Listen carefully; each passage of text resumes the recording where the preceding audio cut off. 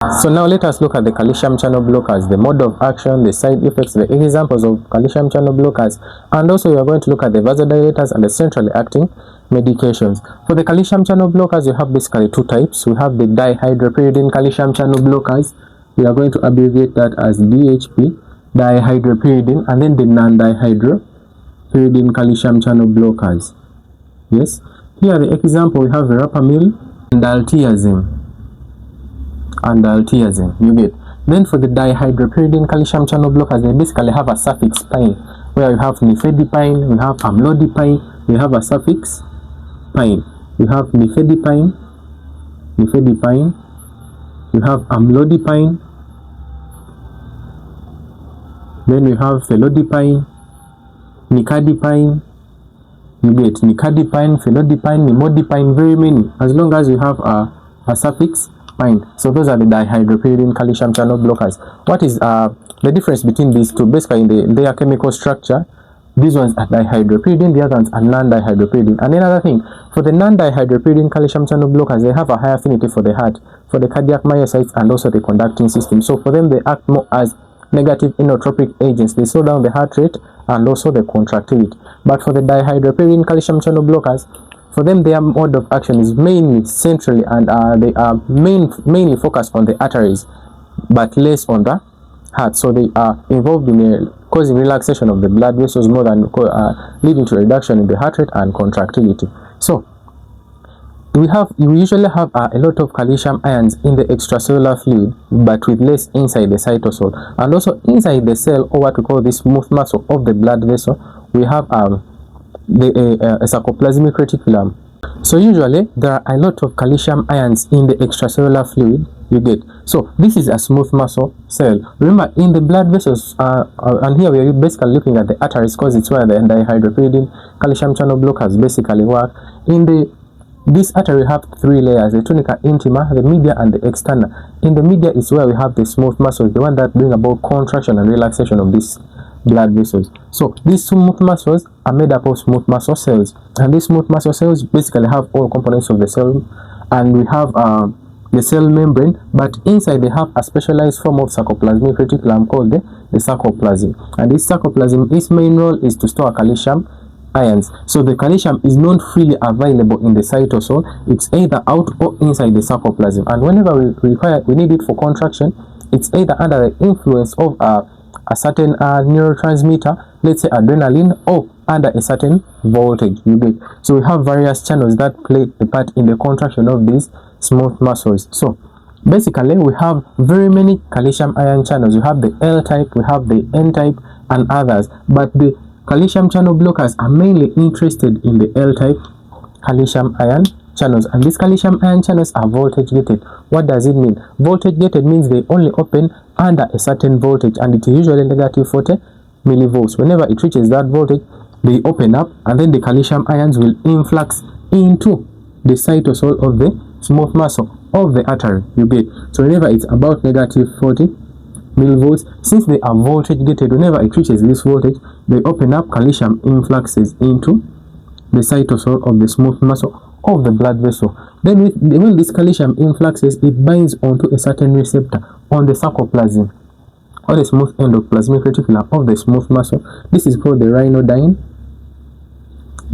receptor. When it's bound onto this ryanodine receptor, brings about the opening of the calcium channels on the sarcoplasm, leading to efflux of calcium ions from the sarcoplasmic reticulum, or what we call the sarcoplasm, into the cytosol. So we have a high concentration, an increased amount of calcium ions into the cytosol. Whenever we have a lot of calcium, it brings about contraction of the smooth muscle, then making the blood vessel more stiff. So the work of the calcium channel blockers, basically the dihydropyridine calcium channel blockers, is to block this L-type voltage gated calcium ion channel. Whenever it's blocked, there won't be influx of calcium.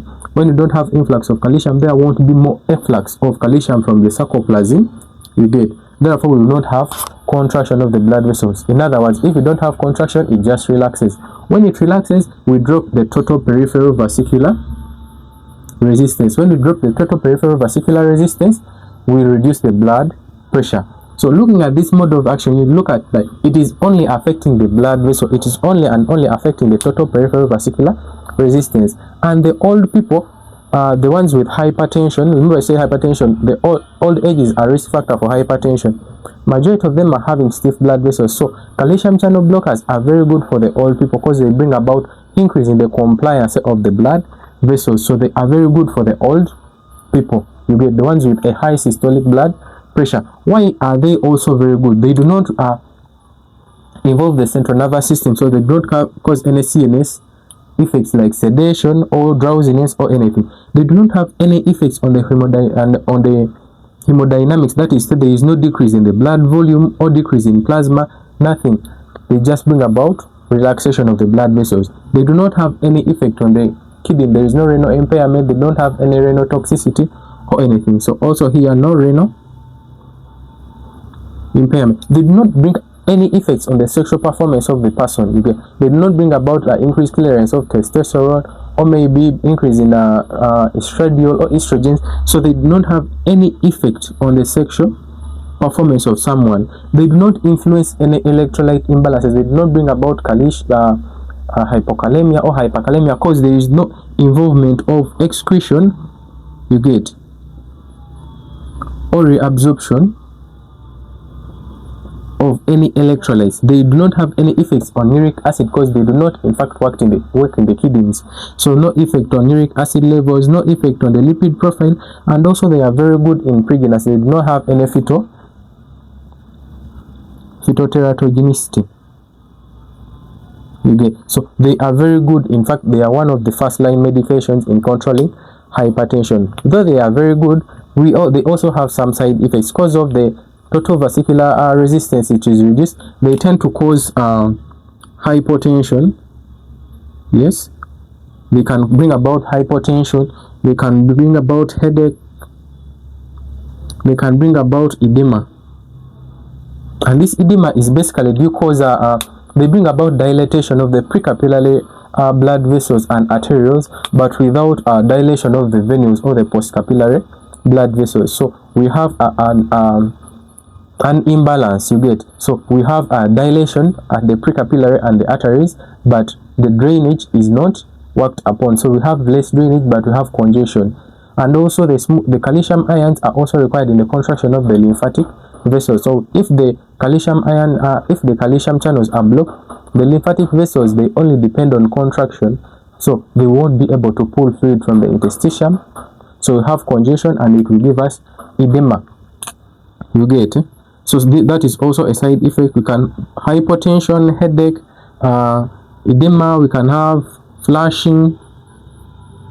We can have dizziness, and very many others, you get. But these side effects are dose related, and some of the severe side effects of the dihydropyridine calcium channel blockers are mainly found in the medication called nifedipine, especially when you use the one with a rapid onset.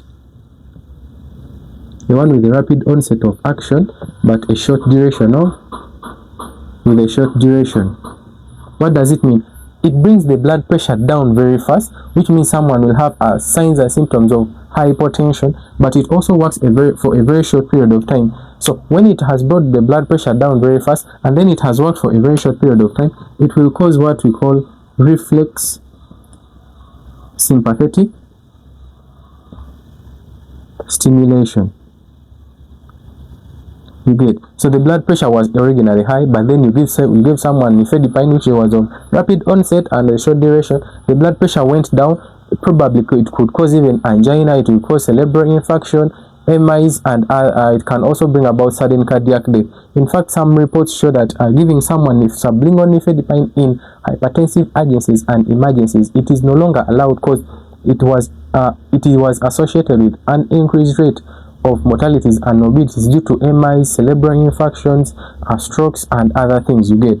So the reason is because there is a rapid onset and a short duration. It brings the blood pressure very fast, but it works for a very short period of time. So after a short period of time, the blood pressure will shoot up, you get. But it also has the other effects, sort of the drop in the blood pressure, which was very high. Remember, in some hypertensive crises, that is the urgency and the emergencies, we ought to bring down the blood pressure over time, not only in a short period of time, to prevent cerebral infarction to prevent things like MI and other things. So for nifedipine, you ought to use a preparation that is of a long duration of action and also a gradual release, or what we call a slow release nifedipine. But to overcome these side effects, you use other medications that have a gradual onset of action but with a long duration of action. So basically that is to do with the calcium channel blockers. Now let us look at the vasodilators. The vasodilators, they directly cause dilation of the blood vessel. They work in the blood vessel themselves. And here we have basically 3 examples. We have hydralazine, and hydralazine is basically used in hypertensive emergencies. So we have hydralazine. It is also present in oral form, but basically we have the IV and the oral form. Then we have hydralazine. We have minoxidil. Minoxidil is currently not used in hypertension. It's more of its side effect is now the one they are using for things like alopecia, hair growth, and other things. Then we also have sodium nitroprusside. So these are the vasodilators they have. Since they cause vasodilation, the side effects are due to vasodilations like the calcium channel blockers. They can bring about severe hypotension, which is associated with dizziness. It can also bring about some other severe side effects like cerebral infarction and MI, you get.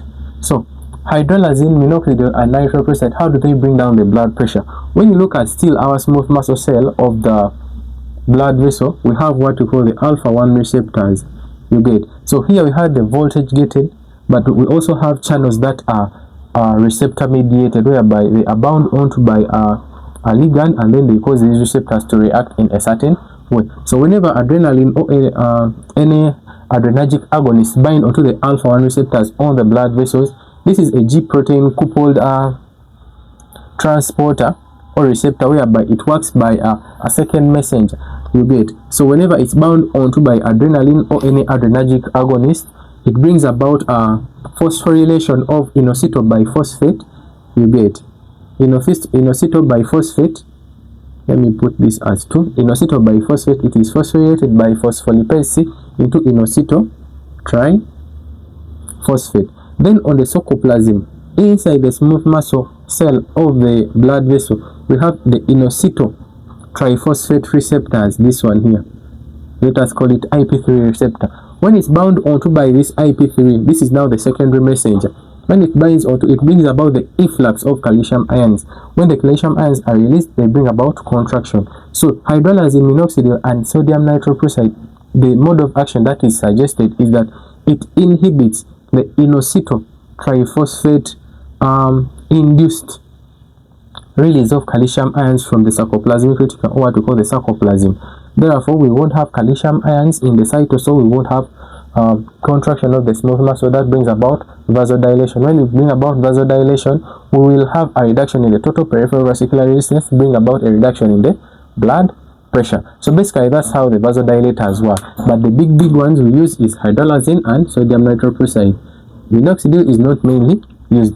Then the centrally acting medications, here we have methyl dopa. Here we have methyl dopa and clonidine. These are the big ones we use here, you get. Methyl dopa and clonidine. So for them, they are centrally acting. They act in the central nervous system, and they basically work by preventing a sympathetic outflow. And how do they do it? After we have synthesized our adrenaline, you get. After we have synthesized our adrenaline is released into the synaptic cleft. So this is the presynaptic knob, and then this is the postsynaptic knob. And on the postsynaptic knob, we have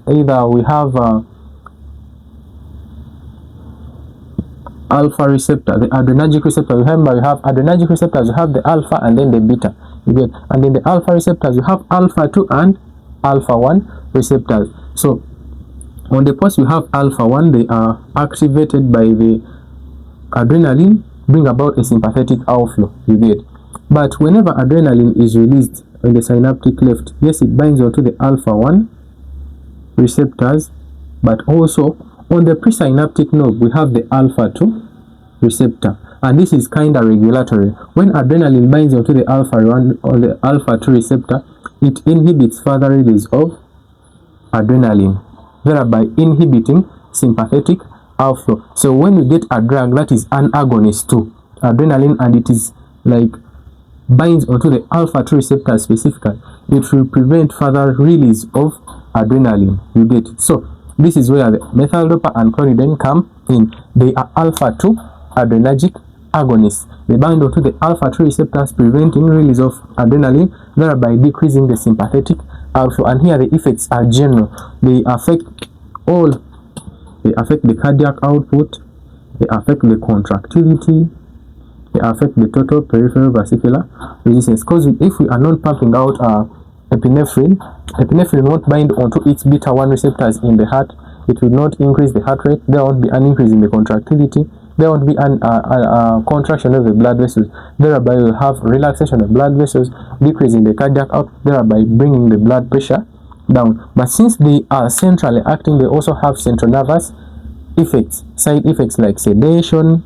Someone can get sedation, can have headache, you can have psychotic symptoms like depersonalization or a mild form of psychosis. You get. Then you can also have physiological side effects like hypotension and other things, but mainly they can give us what we call central nervous side effects. You get. So basically, methyl dopa, first and foremost, it is also called alpha methyl dopa. It is first synthesized into alpha methyl adrenaline, and when its target action is binding to the alpha 2 receptors, preventing release of epinephrine. When we prevent release of epinephrine, we reduce the sympathetic outflow, and whenever we reduce the sympathetic outflow, our heart will be put to rest and also the blood vessels will relax. So that is basically all we need to know about the calcium channel blockers, vasodilators, and the centrally acting medication.